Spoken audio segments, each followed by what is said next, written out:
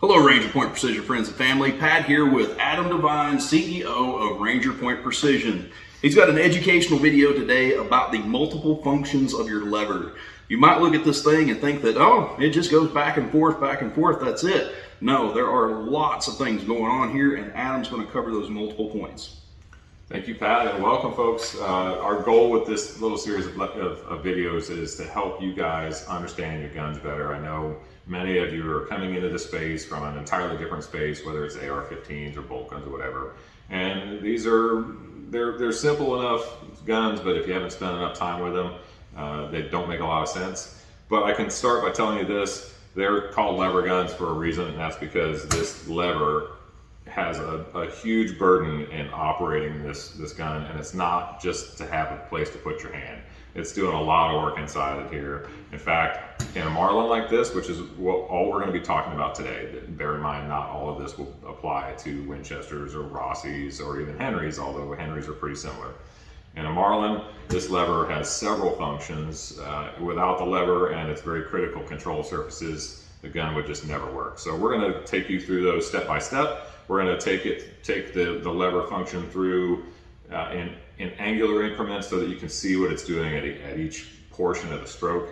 And when you're done, hopefully you can help diagnose problems that your gun might have at some future point. Hopefully not, but if you talk to a gunsmith, you can at least have an intelligent conversation about that.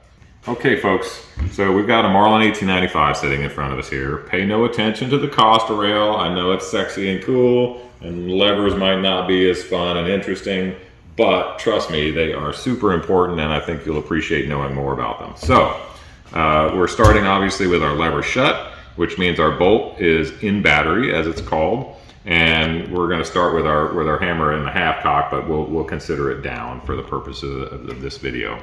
So right now, this lever is holding, by way of the locking lug, it's holding this bolt in battery, so it's got the gun locked up, and that is one of its functions. And we'll start with one of the most obvious functions of the lever, and that is as you open it, it moves the bolt rearward, which in turn cocks that hammer, if you can see that.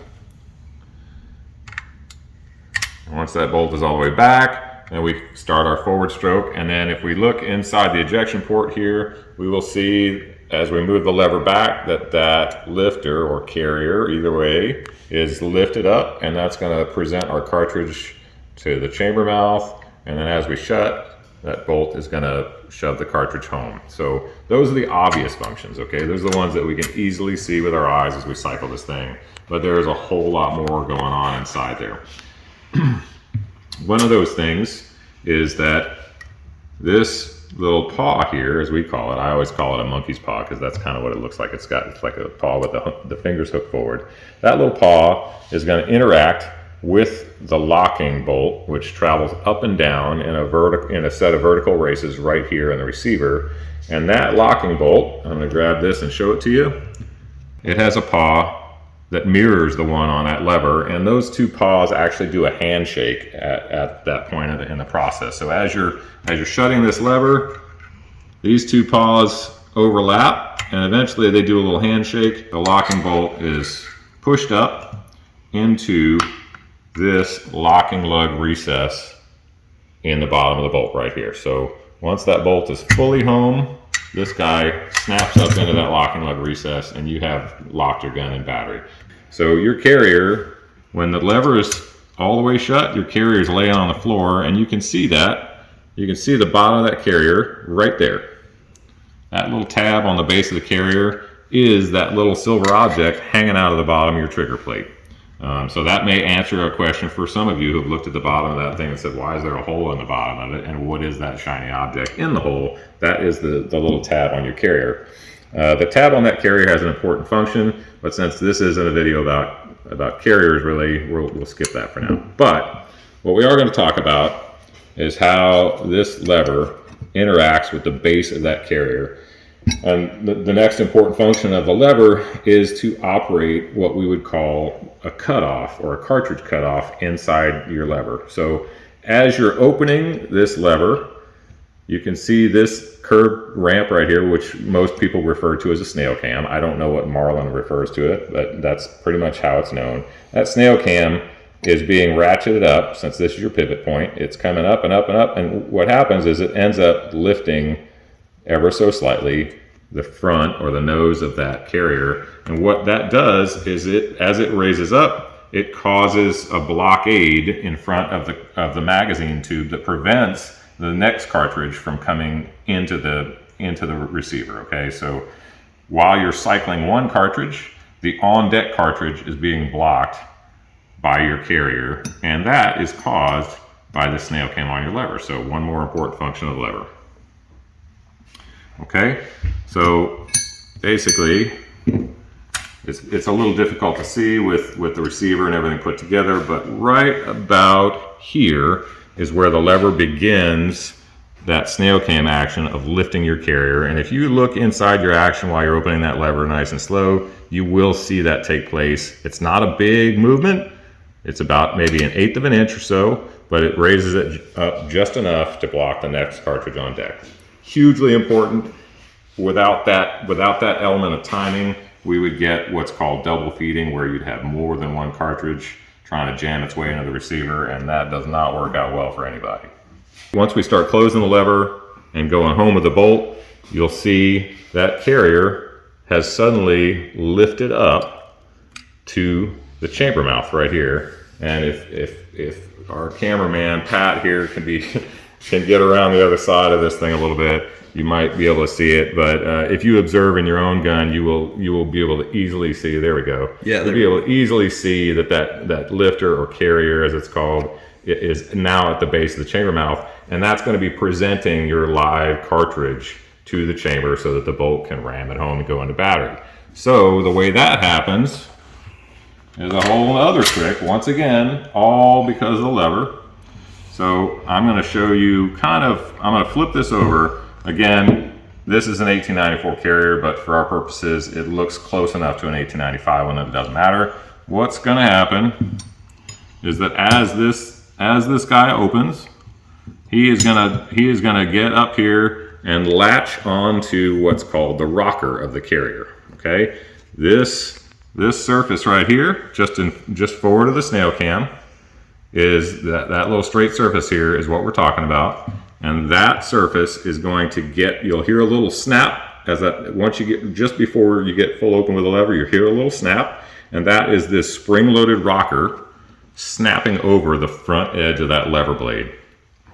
And then when we start to close the lever blade, that straight edge acts as a ramp, and it ramps that carrier up toward the chamber mouth, and that's how we get our lift. Okay, once that's traveled far enough, that little pawl on the rocker slides over and is released at this point. Okay, so we refer to that as our carrier let-off point. On this lever, it's this diagonal line intersecting this little crescent cut. On other styles of lever, that intersection will look a little different, but it'll all act the same way. There'll be a little ledge, a little sharp shoulder, whatever, where that pawl skips over and is suddenly allowed to go past, and that's when the carrier reaches its stopping point in front of the chamber mouth at full lift. And then this is a lot, I know, but I think you guys will find this really helpful. Okay, so we're going to open up again, we're going to lift. We see our carrier lift, and it doesn't take much movement. We're talking about maybe 10 or 15 degrees before that carrier is fully lifted, and we'll feel a fair amount of resistance as that rocker pawl skips over the blade, and then suddenly our carrier is released. And then as we continue to travel back with the lever, eventually we get our cartridge far enough into the chamber where the carrier is no longer necessary, and then our lever blade contacts a little ledge on the carrier right here. Once again, interaction of the lever blade with the carrier, and that looks a little something like this. And at that point, the lever is going to jam that guy back onto the floor of the receiver, where it can now receive another cartridge. So since we're set up for that, we'll talk about how that happens. With our carrier and our lever looking a little bit like this, we're going to introduce a loading gate. All right, so this is what everything is going to look like when it's installed inside the receiver. And if you can visualize this, we're going to put our cartridge right here. So normally you would see that cartridge just poking its lip out right here. And even though this is not the correct loading gate, you'll get the idea. So the mouth of that loading gate will trap that case rim, as will the bevel on the front of that lever blade. So when your lever is fully shut, the case rim is trapped by both of these parts, okay, the loading gate and the lever, and they both have a chamfer. So if you look at the back of the loading gate, it's got a nice little chamfer. You look at this guy, it's got a nice little chamfer. So this is what I mean when I say the lever is going to control the emergence of this cartridge.